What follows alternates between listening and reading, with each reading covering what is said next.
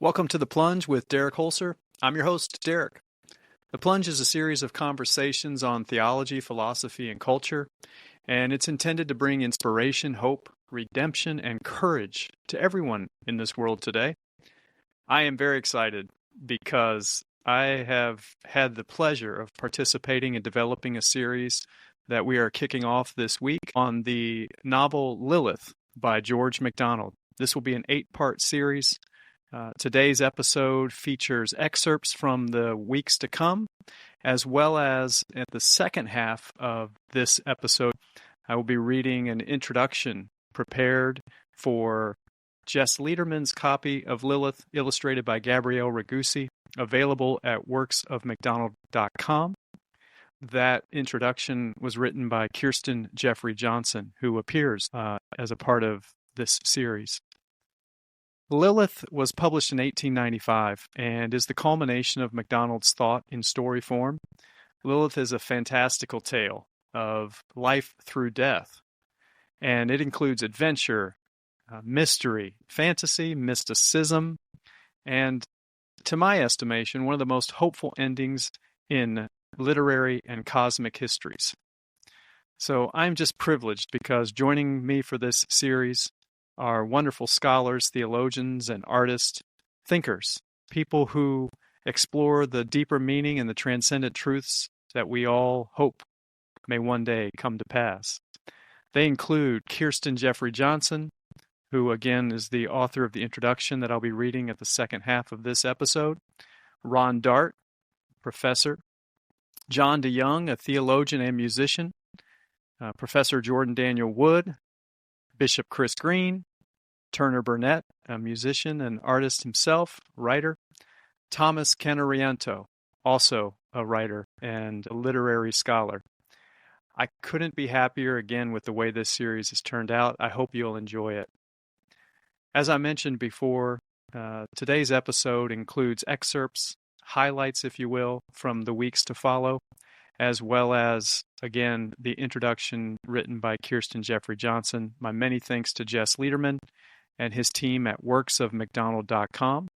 If you'd like to get a copy of that edition, it's beautifully illustrated by Gabrielle Ragusi, and you'll find that, again, at worksofmacdonald.com. But because Lilith provides some bit of challenge for readers today, the prose is different. Again, the book was written 130 years ago, and some of the ideas and concepts are a little bit far out, shall we say. I just really thought that Kirsten did such a good job in writing this introduction that I wanted to include it, and I'm so thankful again to Jess and the group at worksofmacdonald.com for allowing me to share it with you as sort of a springboard as we jump into the series. So, without further ado, here follows, again, a series of excerpts with the various guests, beginning with the highly esteemed scholar Kirsten Jeffrey Johnson, explaining for us that Lilith is what is known as a mythopoetic tale, and she will give us a little bit of understanding and context for what it means for a story to be mythopoetic. So without further ado, Kirsten Jeffrey Johnson.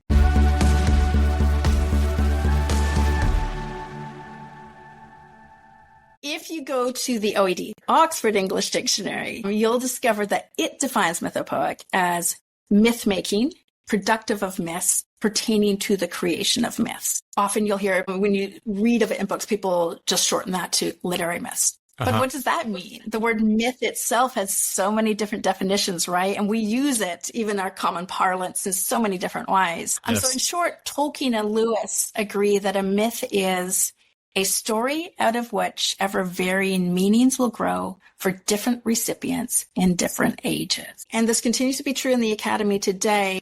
The word is used for both factual and fictive tales. I'm sure, Derek, you know about the pivotal conversation that Lewis and Dyson and Tolkien had on Addison's Walk, in which Tolkien and Dyson explained to Lewis that the uniqueness of the Christian myth is that God, as author, had used images that were precise in location, in history, and in consequence.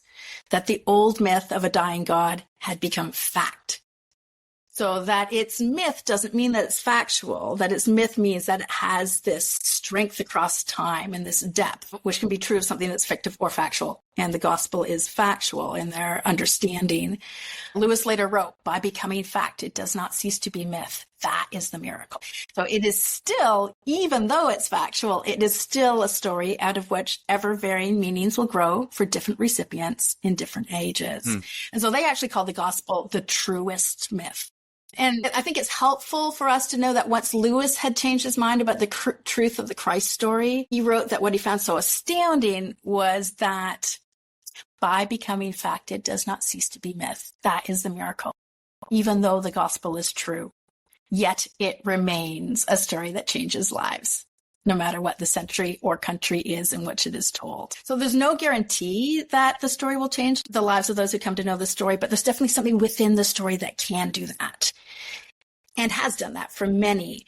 And understanding this, thinking of it in terms of the gospel being the truest myth, the greatest mythopoeic tale, I think really helps us better understand the word mythopoesis or the term mythopoeic, that in their terms, a mythopoeic story is one that has this timeless, ageless transformation possible element within it.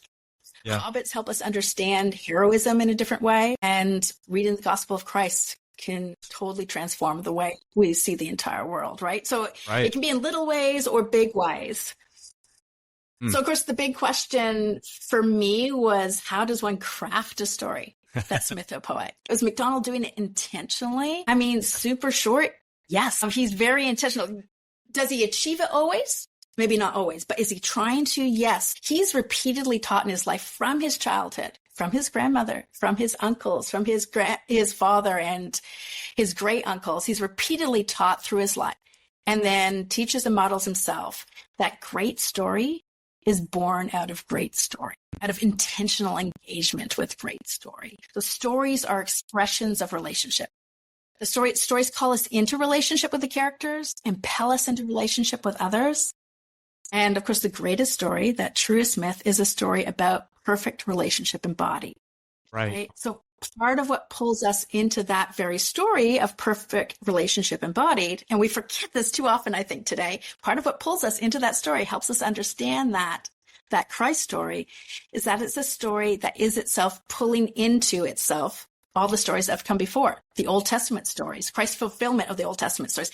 Those stories help us better understand the Christ story, right? That pulling in of other stories is key to helping us understand what is happening and how we're a part of it. And so for MacDonald, he really intentionally engages with this. He also shows and teaches that the more intentionally we engage with the stories of the past, written stories and oral stories, the more intentionally we learn from them, converse with them, seek to be shaped by them, seek to be shaped by the stories that have gone before us, the greater will be the inherent element of relationship within the stories that we craft, the more layered and rich the truths will be, and thus the more likely that they will be mythopoeic. Professor Ron Dart, how would you explain or describe the way that we should approach reading Lilith? Lilith is one of those stories that, as I mentioned earlier, lingers with the soul to the degree you're allowed the soul to linger with it. And any great work of literature asks of us that we participate in the text. So I become Mr. Van. And so to journey through Lilith is to journey through ourselves, the terrain of ourselves. And in that sense, it's probably one of the most significant works of fantasy emerging in the 19th, but it also summarizes, when understood, the best of human thought of transformation and the journey itself. Mm-hmm. Mm-hmm. But you have to linger with it because of the way the story is told. And people who are in a hurry and they want facts, they're just going to put the book aside and say, I don't know what he's talking about. I've given a variety of lectures of people who've sort of gone through the door, opened a few pages of Lilith. They say, I don't know what he's talking about. They just, well, at a certain point you say, well, slow down. If you want a scientific treatise or you just want facts, he's not giving you that. He's inviting you to yourself. Yes. If you don't want to go to yourself, then you won't become yourself.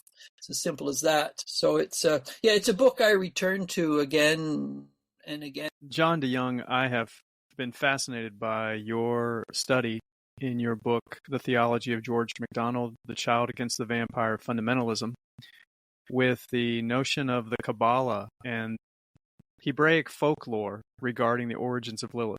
Could you tell us a little bit more about that?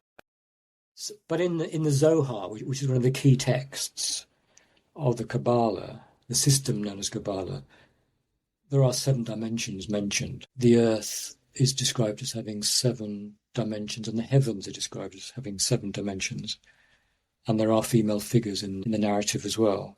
And it's in the Kabbalah that we find Lilith described as the first wife of Adam, who refused to have a relationship with him, and so was banished by God, and so God created Eve. So that's where that legend of Lilith as the sort of femme fatale, the deceiving, evil person, that's where that came from. And of course she appears in Isaiah too. She pops up in Isaiah 34. 34:14 is the verse. And she's in that verse, she's described as a demon.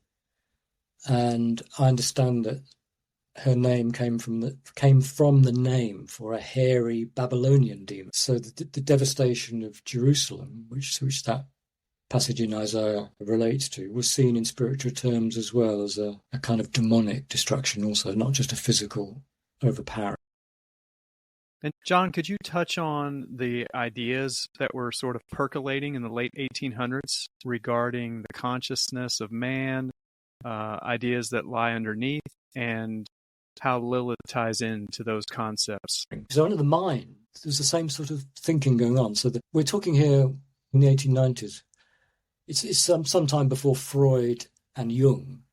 And so Freud and Jung spoke about the subconscious, the idea that, we lived on the surface of the mind, but underneath there was this vast reservoir of untapped mental activity, if you like. So the Book of Lilith is really exploring that. And so even though the term subconscious hadn't yet been invented, as it were, artists and writers were actually exploring it. And probably since about the 80s, people were beginning to think about the mind, and the discipline of psychology was being born, and people were reflecting on what was underneath the mind. Thomas, how would you say that reading Lilith in particular, but George MacDonald generally, how has that affected your concepts as a father and your understanding of God's love for the world? But when it comes to just where I'm at, I see my kids and I see, how do I shower them with this love if I don't understand the love of God myself? How do I deep affection for this fire that's refining me, and how do I show that and live transparently and give them something?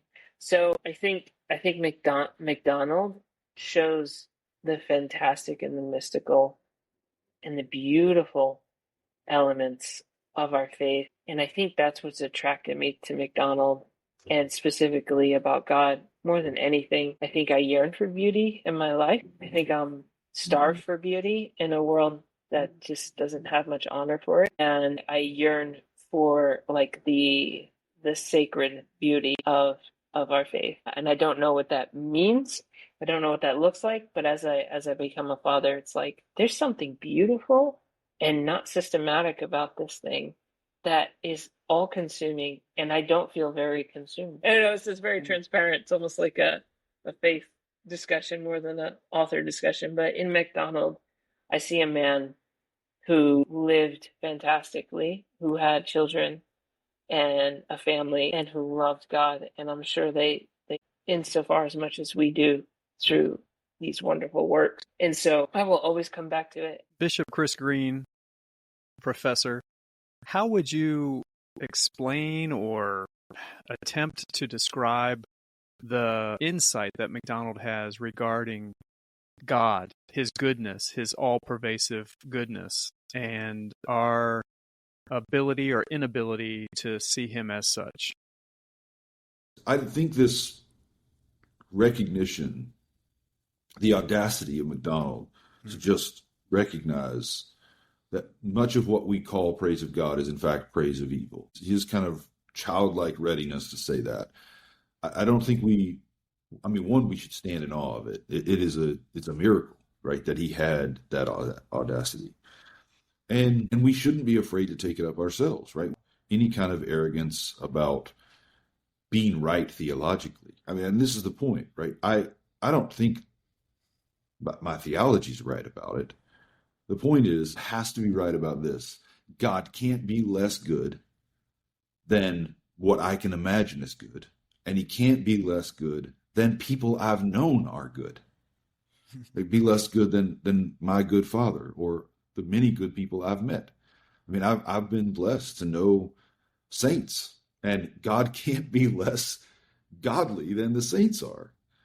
So however we're going to reckon with that theologically, that has to be true. Or if anything is true, that has to be true. At least in a Christian sense. If anything is true in a Christian sense, that has to be true. The key point, I think, for now, is that means him willing and me willing are not in some kind of zero-sum relationship. Right? What he is willing for me to do and what I am willing to do are one thing. And sin is failing to do what I'm actually willing to do. I mean, this is Romans 7. I delight in the law of God in my inmost being, because the law of God is my inmost being. It's what called me into being. Let there be, and there I am. That word, that command is his summons to me, his invitation to me, his naming of me. So I exist because of that word. What sin is the failure for me to say my yes to that. There's a yes that I want to say, but find that I can't say somehow. And so he says the yes with me, right? He says the yes for me. He becomes the yes. He can do that. I mean, that's precisely why we're praising him. And nothing else can. Evil cannot do this. Satan and the demonic forces cannot do this. I cannot do this.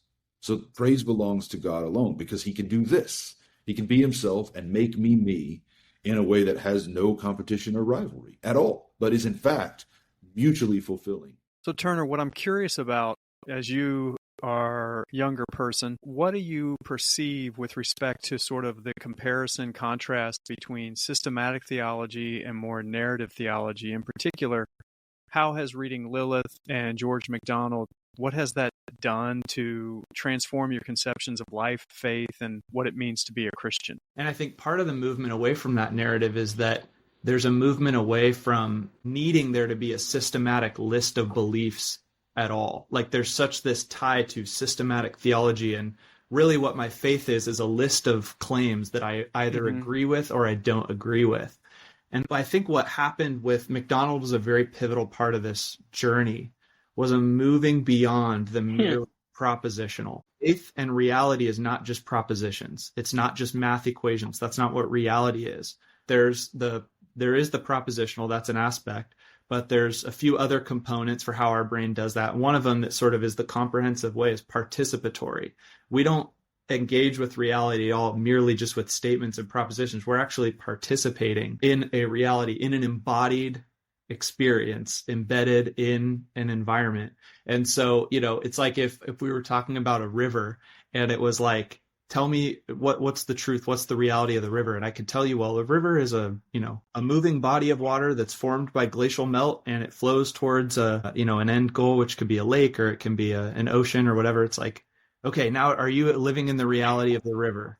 Well, no, I've just explained to you a list of propositions. Or we could both jump in the river and contend with the currents and have to figure out how to swim. And our whole experience with reality is now being formed by our relationship immersed in the river. We're not just talking about it. And if you have one person standing on the edge of the river and the other person swimming across and they get to the other side, try explaining the river to the person that's still on this side of the river.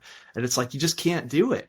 And I think what MacDonald does is he creates these narratives that take you beyond the propositional. He's not just listing out a systematic set of beliefs. He's not even really trying to have an argument. Like, that's the thing. We can get into these arguments of like, well, what ideas did MacDonald have? And how does it, butt up against your ideas? It's like, no. We're moving beyond that framework. We're actually transcending that framework. Professor Jordan Daniel Wood, what is George MacDonald's perception or expression regarding language that is fascinating to you? He says the difference between God's words and ours is that God always means exactly what he says, and we never do. Yes. Love that line. And he says exactly, he says, because the words that we use were not first our words, but words like of the word. And so the connections between all the words are even more than we can perceive as we use them. Mm-hmm.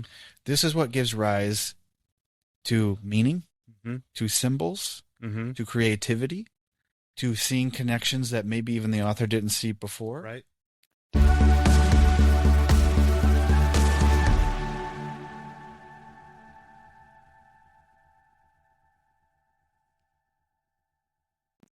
I've had a lot of people over the years ask me about Lilith and try to read it or struggle with it and not really work their way through it. And when I read this introduction by Kirsten Johnson, I was really just moved because I think that it's a very clear and inspiring and compelling introduction that you might find encouraging as you set out to venture into Lilith. So without further ado, from, again, the edition produced by Jess Lederman, illustrated by Gabrielle Ragusi, available at worksofmacdonald.com. This is the introduction written by Kirsten Jeffrey Johnson. A book is a door in and therefore a door out. So quotes the raven in this book into which you are about to step. It is a pronouncement, a warning, a reminder, a challenge. Books are invitational portals to multidimensional realms, or so George MacDonald would have you believe. He believed it himself. It is a concept which resounds repeatedly throughout his writings. In Lilith, a romance, this concept holds, even binds, the tale together from the very first to the very final page. And this is why stories and the books that contain them are never completely safe in MacDonald's tales. They take the characters to new and sometimes unexpected places, introduce them to new persons, new ideas, new realms. Spending time within stories, pondering stories, changes MacDonald's characters, as he believes it can also do to his readers. A good story, MacDonald argues, can pull you in and cause you to look at the world and thus yourself in entirely new ways, and by doing so, equip you to step out and begin to live in entirely new ways. That is, a good story will do this if you, the reader, are willing to surrender yourself to an attitude of listening, of being attentive and humbly pondering what you find therein. And then, when you step back out, you begin to live what you have learned. For some books, this may require stepping in and out more than once, twice, or even thrice. Lilith, a romance, is such a book. When MacDonald sat down to write the complex tale of Lilith in 1890, it was neither a quick nor a straightforward affair. 3 decades earlier, he had completed his first fantasy novel, Phantastes, a fairy romance for men and women. It took him approximately 2 months. This, his last fantastical romance, was different. Near the end of a very successful writing career, and as a seasoned literature scholar and critic, when MacDonald turned his pen to write Lilith, he believed, so said his son, that this particular novel was uniquely mandated by God. Yet, while quickly grasped, he labored more meticulously on it than any other novel. For over 5 years, MacDonald vigorously reworked the manuscripts, at least 8 versions, before final publication. When he penned Phantastes in 1858, he was but a young father, on the cusp of a new career of teaching literature. Fired up by the literary and theological passions of his mentor, A.J. Scott. Now, as author of Lilith, he was an elderly public patriarch and a loving mentor to many, who was yet tired of public attention and who had experienced many joys and much sorrow, not least in the death of a child, his third to pass, and a grandchild, while working on Lilith. He was nearing the end of his vibrant career, brought to a complete halt by a stroke 2 years after Lilith was published. He remained, however, in tutelage under that long-deceased mentor, A.J. Scott. In 1894, as MacDonald continued his finessing of Lilith, he wrote to Scott's daughter, "I have been a good deal with your father lately in reading some of the precious teachings he has left. and have been learning from him afresh. The blessed influences of your family have never left me or my wife. This attention to Scott while working on Lilith is significant. Scott was the first ever full-time English literature professor, having also helped develop that discipline, and was one of the most admired Dante scholars of his day. A man impassioned about the importance of knowing the stories of one's heritage, who sought for congruences of truth in tales from all cultures, and whose Trinitarian theology was anchored in the intrinsic necessity of relationship. Scott's legacy winds throughout this novel. He had been a great advocate of Phantastes, and now, a lifetime later, MacDonald was still learning afresh from him as he penned its partner book. Carefully crafted, and, to use MacDonald's term, assiduously polished as Lilith is, do not expect a light and quick read.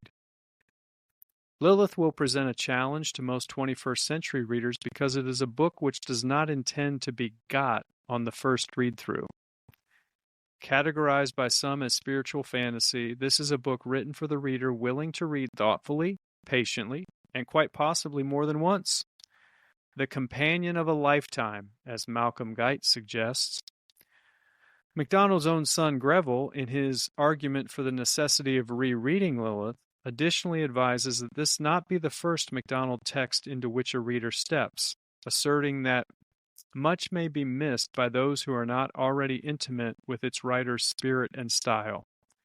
This is advice with which I strongly concur, and not only because of the links to Phantastes, the telling of which is quite different, although the traditions upon which they draw are similar.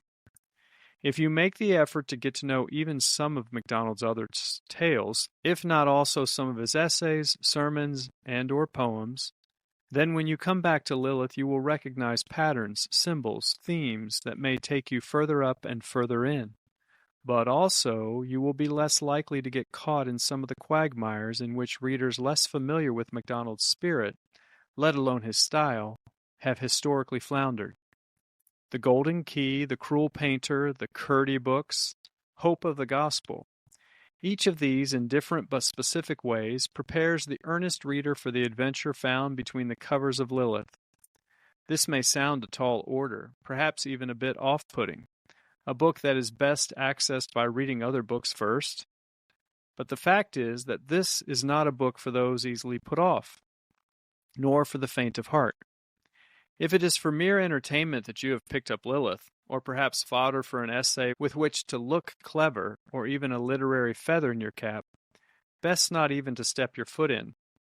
It is likely then to be for you, in the words of Lilith's narrator, but a dead book with boards outspread, lying cold and heavy. If, however, you are stepping in with an openness to being challenged and potentially changed, if this is your attitude, even if, like the protagonist, you are at times bewildered, you will nonetheless, like the protagonist, in some way indeed be changed.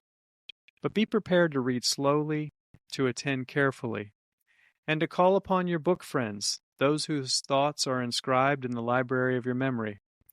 Next to possessing a true, wise, and victorious friend seated by your fire, writes MacDonald, it is blessed to have the spirit of such a friend embodied, for spirit can assume any embodiment on your bookshelves.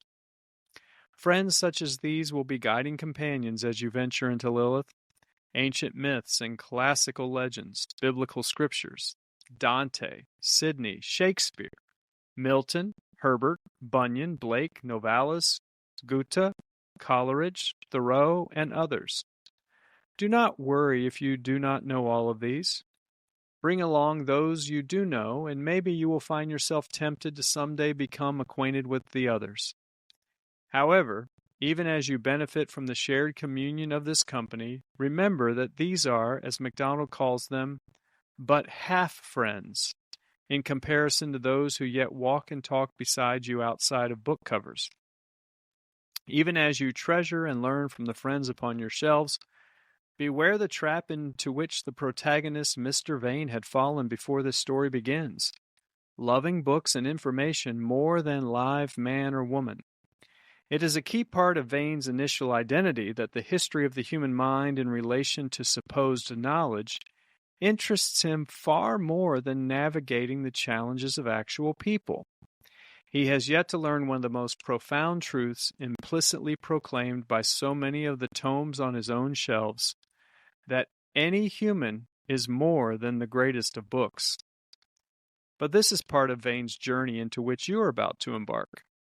Lest his formal title of Mr. Vane mislead you, he has only just finished his undergraduate degree when the story begins. He is a privileged young scholar and landowner of venerable lineage and ancient property, who has no remaining family or real friends. Newly responsible for the management of the family estate, Vane yet knows little of his origins, much akin to his young predecessor in Phantastes. He doesn't even really know his house, in which the story occurs, not having lived there for many years. Preferring books and ideas to people, he spends most of his time in the library, a library which seems to be threatening to overtake his ancestral home. Like an encroaching state, the library absorbed one room after another until it occupied the greater part of the ground floor. But rather than a sequel to MacDonald's first romance, which is the genre with which he identifies both books via their subtitle, Lilith is, as said, more of a partner to Phantastes. Through vague hints, we are given to understand that Vane is a descendant of Phantastes' protagonist, Anados, Sir Upward. And from the outset, we learn that once again the family's legacy has been forgotten. That Vane is in much the same place as his forefather once was, an orphan stepping into the responsibilities of adulthood, full of self-sufficient confidence, yet with very little knowledge of his inherited identity, and perhaps even less of his personal one. A lack which proves to also be an impediment to accurate understanding of other individuals whom he meets. Greville MacDonald and his brother Ronald both commented on the resonance between the two books, reflecting on how their father's experiences and years only served to expand rather than shift his vision.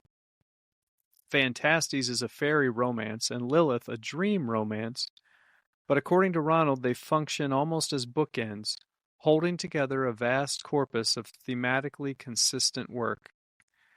MacDonald spent a lifetime reading, writing, teaching literature, preaching, counseling, and caring for people in all walks of life, fighting for social justice issues, keeping abreast of developments in science, helping friends and family feast and play and invent in community. A lifetime in active pursuit of holistic, integrative living and learning, and of drawing others into that. All of this shapes in quite identifiable ways various aspects of Lilith, a Romance. Rather than delve too deep into particularities of that in this introduction, however, here instead are some specific tips to assist your navigation as you step into its pages. Number 1. Attend to themes that you have seen elsewhere in MacDonald's work. How do you see those themes developed here? Number 2. Pay attention to word choices, to patterns, to repeated images. Lilith is a treasury of such intentional play. So have fun with this, rather than worry about or feel burdened by what you might miss. This is how classic literature works. It is part of what shapes Mythopoeia, and it is the tradition in which Lilith partakes. For example, this is a story that begins with a scholar and lover of books in a house inhabited by an ever-burgeoning library, and ends with the gentle closing of a book. Thus, keep alert to all that is said or shown about reading and knowledge and books. Number 3, follow your intuition. When you think you sense a resonance with something from, say, Narnia or Till We Have Faces, pause and ponder. Is there something in that C.S. Lewis scene or phrase of which you've been reminded that helps shed more light on what is happening here in Lilith? Number 4, Lilith is neither Narnia nor Lord of the Rings, nor is it even Descent into Hell or The Man Who Was Thursday, though there may be roots of all of these within. It is simply not a typical fantasy novel of adventure.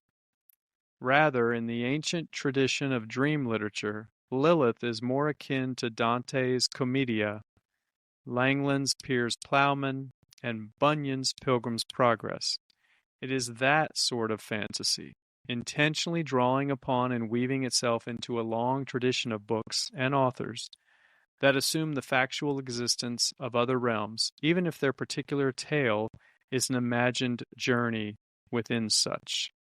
It is the sort of fantasy through which the author aspires the eschatological adventure to, borrowing Malcolm's apt verbiage, not only metamorphosize the protagonist, but likewise somehow equip readers for their own eschatological adventure. Number 5. Lilith is packed full of scripture allusions and quotations, and not infrequently mentions God and even Christ. It is not shy about this. If this interests or intrigues you, then so will the story. If the very thought of such annoys you, then flee. Like Scripture and so much of Western literature in its wake, this is a book that does not parse out theology from philosophy, from poetry, from psychology, but rather indicates that these things cannot in truth be divided from each other. In multiple places, MacDonald even engages with the engagement of others upon particular passages from Scripture. Number 6. Pay close attention to the questions asked, most especially those that are repeated. Number 7. The titular character Lilith is inspired by Jewish mythology. In Hebraic folklore, Adam had a wife prior to Eve, called Lilith. MacDonald draws upon the tradition in which this first wife rejected what she considered the slaving chains of relationship, instead choosing apparent independence and autonomy from God and Adam both. Ponder why the book is titled with her name. Number 8. It is okay to be confused. At times in this story, the protagonist, Vane, is very confused, and especially in our first read, we are experiencing that confusion right alongside him. But do keep in mind that he may also be still figuring things out when he makes assertions or draws conclusions. Number 9. Polish. None of the book Lilith is filler. As indicated earlier, MacDonald felt quite strongly that no writing in a book should be mere padding. So it is safe to assume that as a text reworked for 5 years, Lilith has none. But it's okay if you don't yet know what to do with everything. Even after 30 years of revisiting this text, I am still finding new connections and new confusions. Just as the Bible contains more inter- and intra-textual allusions, symbols, references, histories, etc., than you are able to identify, so too with lesser yet also multifaceted texts like Lilith. You read for what you can receive, knowing that the more you come to know over time, the richer your readings will be. And the more time one spends reading MacDonald, especially if in dialogue with other readers, the more aware one becomes that MacDonald is not a frivolous writer. You may not understand why something is in the text, and that is okay. But it is there for a reason. A good example for me personally is the burrows in Lilith. Originally, I saw this as just descriptive terrain functioning to move Vane from one scene to the next with some added frisson. Then I found, in the specific copy of Lilith gifted from MacDonald to his personal secretary, William Carey Davies, the following quotation penciled on the title page below the epigraph: "The death of self is the gate of life." Intrigued, I looked further in and found on the first 2 pages of the chapter, "The Bad Burrow," a handwritten excerpt from John Ruskin's description of a Gothic Italian wasteland as influenced by Dante. At first, that simply registered as more evidence of the Dantean influence on this text, but then when I discovered G.K. Chesterton's comment on MacDonald's profoundly original lead in the literary genre of grotesque, I returned to Ruskin's exploration of that genre, and suddenly I was amazed at how much was happening in that one small section of Lilith through which I had previously skimmed. Number 10. Traditions of Christian Literature. Remember, this is a book written by a man who taught and lectured on English literature for the majority of his life. With Lilith, MacDonald is engaging with literary traditions and conventions as old as Scripture itself. traditions that shaped literature and culture for centuries, but some of which have become infrequent enough to not only be a bit baffling to many modern readers, but to have even been forgotten by some literary critics. I have mentioned my own discovery of the literary grotesque and noted MacDonald's declaration of participation in the romance tradition. He is not using the term romance to imply a pursuit of eros, though that may be there too, but again is referencing a literary genre which includes text such as Spenser's Faerie Queene and Malory's Morte d'Arthur. In the genre of romance, the protagonist pursues a quest to fulfill a certain longing in yet unexplored realms, whether of earth, spirit, or fairyland. Genres such as these are fluid and can interact with each other, and so Lilith is a romance that incorporates elements of traditional dream literature, quest literature, grotesque literature, even elements of Spenserian fairy. Every book MacDonald writes is in a sense an invitation to a myriad of others. He wants you to join him in conversation with his book friends. If you can, accept. If Dante or Bunyan, Malory or Spenser are new to you, go spend some time with them after or before you read Lilith. Then bring those stories back with you when you return to the text. You will have a whole new appreciation for the mythopoeic aspect of Lilith to which writers such as W. H. Auden and C.S. Lewis allude. Here is a brief introduction to 4 of his friends. Dante. MacDonald specifically names Dante both at the beginning and end of Lilith and makes frequent allusions to his Commedia, the Divine Comedy, throughout the novel, at times even quoting it directly. MacDonald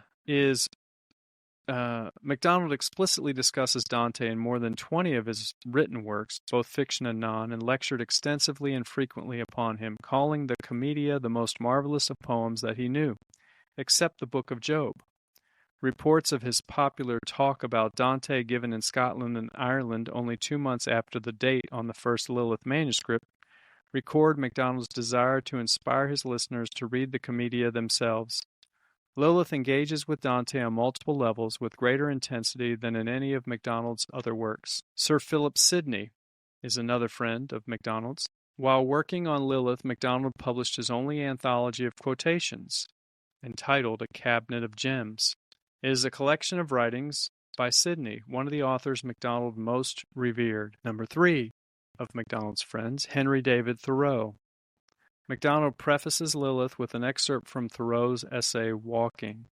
Read the excerpt, perhaps more than once, and then just hold it, perhaps halfway through, and then again at the end, go back and reread it. Consider how this passage from Thoreau's essay, Walking, has changed for you, and why MacDonald would have chosen this near contemporary text to preface Lilith. In the essay, The Imagination, Its Functions, and Its Culture, MacDonald writes, "The man, then, who in harmony with nature attempts the discovery of more of her meanings is just searching out the things of God. The deepest of these are far too simple for us to understand as yet, but let our imagination interpretive reveal to us one severed significance of one of her parts, and such is the harmony of the whole that all the realm of nature is open to us henceforth, not without labor, and in time. Upon the man who can understand the human meaning of the snowdrop, of the primrose, or of the daisy, the life of the earth blossoming into the cosmical flower of a perfect moment will one day seize, possessing him with its prophetic hope, arousing his conscience with the vision of the rest that remaineth, and stirring up the aspiration to enter into that rest." Both essays, Thoreau's and MacDonald's, are worth reading for further reflection and insight on Lilith. Thoreau's Walking concludes, "So we saunter toward the Holy Land, till one day the sun will shine more brightly than ever he has done, shall perhaps shine into our minds and hearts, and light up our whole lives with a great awakening light, as warm and serene, as golden as on a bankside in autumn." MacDonald's fourth and final friend, John Bunyan. Like Dante's Commedia, Bunyan's Pilgrim's Progress was a touchstone text for MacDonald, but also for his family, who frequently performed a scripted version of Part 2 written by MacDonald's wife Louisa. and was indeed one of the most widely owned books of his day. Its mark is likewise evident in Lilith, if not as pervasive as Dante's Commedia. The next point to be made is the notion of ancient unities. This was a discourse of great interest to MacDonald and a number of his conversation partners, not least John Ruskin. A multitude of MacDonald and Ruskin's discussions are echoed in Lilith, as well as ones they shared with A.J. Scott, and elements of this particular topic of unities resonate throughout, such as how the scriptures fulfill and clarify truths hinted at in Greek and Egyptian myths. For example, some of those of Psyche, Bast, Athena, and Sophia, or the fact that in the respective languages of Hebrew, Greek, and Latin, words such as those for wind, spirit, breath are one and the same. Consider this, say, in light of the stereoscopic nature of Mr. Raven's identity, or of how he plays with words.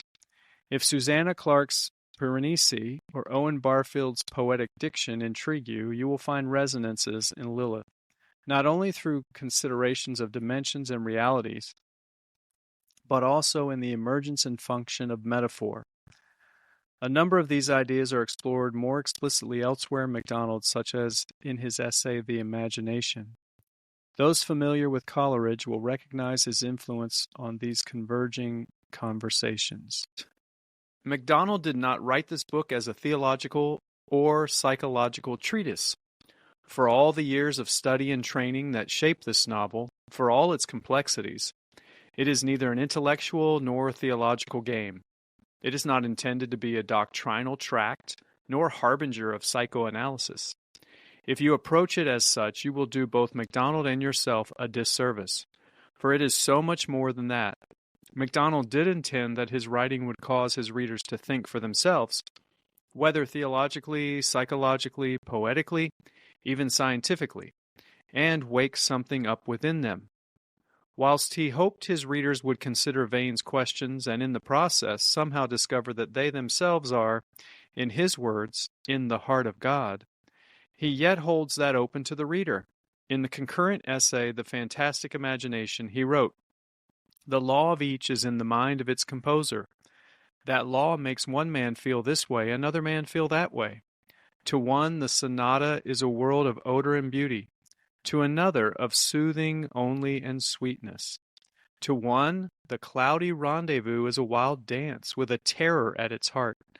To another, a majestic march of heavenly hosts, with truth in their center pointing their course, but as yet restraining her voice. The greatest forces lie in the region of the uncomprehended. I will go farther. The best thing you can do for your fellow, next to rousing his conscience, is not to give him things to think about, but to wake things up that are in him. Or, say, to make him think things for himself. Nature is mood-engendering, thought-provoking. Such ought the sonata, such ought the fairy tale to be. But a man may then imagine in your work what he pleases, what you never meant. Not what he pleases, but what he can. If he be not a true man, he will draw evil out of the best. We need not mind how he treats any work of art. If he be a true man, he will imagine true things. What matter whether I meant them or not? They are there none the less that I cannot claim putting them there.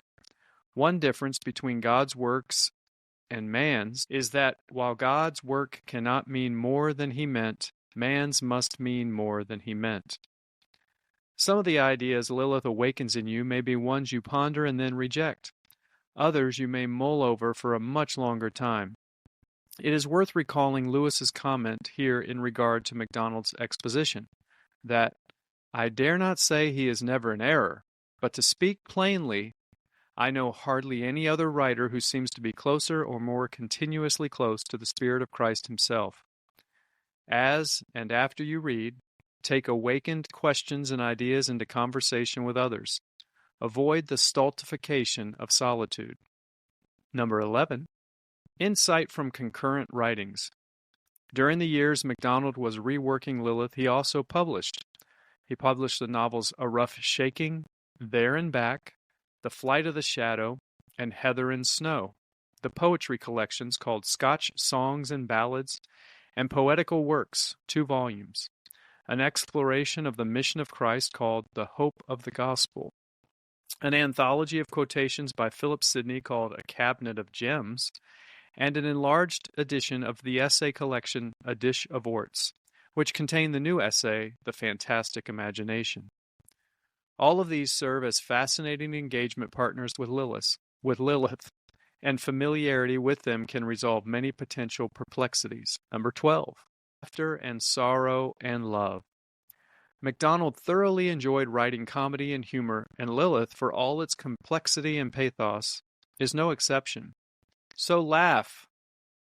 But MacDonald also knew that laughter and tears can coexist, that joy and sorrow walk side by side, and thus coming better to understand Mara, the Lady of Sorrows, is a key element in Vane's adventure. One can find helpful insight to her character both in earlier MacDonald texts and in those he was writing alongside Lilith, such as There and Back, in which one character came to himself in the arms of a strange woman who had taken him up and was carrying him home. The name of the woman was Sorrow, a wandering woman, a kind of gypsy, always going about the world and picking up lost things. Nobody likes her, hardly anybody is civil to her, but when she has set anybody down and is gone, there is often a look of affection and wonder and gratitude sent after. For all that, however, very few are glad to be found by her again. There are strong echoes of Bernard of Clairvaux, who plays such a significant role in facilitating Dante's final vision in the Commedia, past the mirrored light, so that Dante might see the epitome of ancient unities, that all creation and all time are bound up, like the pages in a volume, in God. Bernard was one of the favorite lecture subjects of A.J. Scott, that mentor who MacDonald was revisiting while reworking Lilith. Dubbed the theologian of love, Bernard says of love's highest degree, "If for even a moment we experience this kind of love, we will then know the pain of having to return to this world and its obligations, as we are recalled from the state of contemplation. In turning back to ourselves, we will feel as if we are suffering, as we return into the mortal state in which we were called to live. But during those moments, we will be of one mind with God, and our wills in accord with God. The prayer, Thy will be done, will be our prayer and our delight. It is within God's power to give such an experience to whom He wills, and it is not attained by our own efforts. In all degrees of earthly love dwells joy and sorrow both." Lilith begins with a self-identified solitary man, satisfied to dwell in the knowledge accumulating of his books and ever-growing library. He is, like every person who picks up this book, a reader. The novel ends with the closing of a book cover upon a man who has learned that all is vain unless every man is greater than any book. He has learned that while life transformation can happen within the potentially sacred space of a book, of a reading journey, it is for naught unless we allow ourselves to be gently pushed out again, into the place where we currently dwell, to live out the truths learned within. It is a reader's ending, one that asks of us the very questions Vane must now face. For MacDonald, books, as containers of stories, could be a kind of sacrament, an outward and visible sign of an inward and spiritual grace. In his writings, libraries are consistently places in which relationships are developed, deepened, matured, as he believes they should be throughout the books contained therein. It is not incidental that Vane's adventures begin and end in a library, though his understanding of that library has changed by the novel's closure.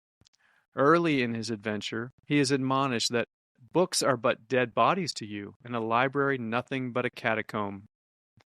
Rather than doors into new realms, for the pre-adventure Vane, books are but lifeless mirrors that reflect his increasingly learned self to himself. This recalls a comment in another book MacDonald was writing at the time, Hope of the Gospel. Others expand their souls with knowledge, only to find that content will not dwell in the great house they have built. Vane's library may be ever expanding, but he must learn, as did his ancestor, to do something worth doing. For to simply garner knowledge eventually leads to, worse than discontent, asphyxiating stagnation. through a variety of portals, pictures upon which to ponder, mirrors which invite interior reflection. Vane experiences what is described by the wise wife in MacDonald's Seaboard Parish. Sometimes after thinking about something for a long time, you come to a conclusion about it, and you think you have settled it plain and clear to yourself forever and a day. You hang it upon your wall like a picture, and are satisfied for a fortnight. But some day, when you happen to cast a look at it, you find that instead of hanging flat on the wall, your picture has gone through it, opens out into some region you don't know where, shows you far receding distances of air and sea. In short, where you thought one question was settled forever, 100 are opened up for the present hour. Question after question is thus opened up for Vane and for the willing reader as he travels in and out, there and back. Through a vision of landscape and soulscape, symbol and illusion, Vane experiences a poesis that explores what it means to be fully human, as necessitated by the choice of death to self. A romantic, visionary grotesque, Lilith is the mythopoeic culmination of a polymath's visual, literary, scientific, and relational experiences. A genuine work of art must mean many things. The truer its art, the more things it will mean, writes MacDonald at the same time he is crafting Lilith. It is there not so much to convey a meaning as to wake a meaning. If it does not even wake an interest, throw it aside. A meaning may be there, but it is not for you. If Lilith does not catch your interest, set it aside, at least for now. If, however, the conversational adventure into which MacDonald is inviting you intrigues, then do enter into these new regions and dimensions. A fairy tale, like a butterfly or a bee, helps itself on all sides, sips at every wholesome flower, and spoils not one. The true fairy tale is, to my mind, very like the sonata. We all know that a sonata means something, and where there is the faculty of talking with suitable vagueness and choosing metaphor sufficiently loose, mind may approach mind in the interpretation of a sonata, with the result of a more or less contenting consciousness of sympathy. But if 2 or 3 men sat down to write each what the sonata meant to him, what approximation to definite idea would be the result? Little enough, and that little more than needful. We should find it had roused related, if not identical feelings, but probably not one common thought. Let fairy tale of mine go for a firefly that now flashes, now is dark, but may flash again. Caught in a hand which does not love its kind, it will turn to an insignificant, ugly thing that can neither flash nor fly. When Lewis reminds readers that I have never concealed the fact that I regarded MacDonald as my master, he describes discovering that the quality that had enchanted me in his imaginative works turned out to be the quality of the real universe, the divine, magical, terrifying, and ecstatic reality in which we all live. As Malcolm has written, Lilith is a text teeming with vitality. Rather than a book about death, it is a book exploring how to awaken into more life. It is a story of learning how to begin to journey home, and what it might look like to long for that. Although an intriguing novel, it is not a comfortable one. You are unlikely to emerge without, akin to Vane, having traveled to new places within yourself. But you shan't be the first to travel the journey, nor need you do so alone. Come turn pages that can draw you further into a visionary abundance that may just awaken you to a new abundance. A book is a door in, and therefore a door out.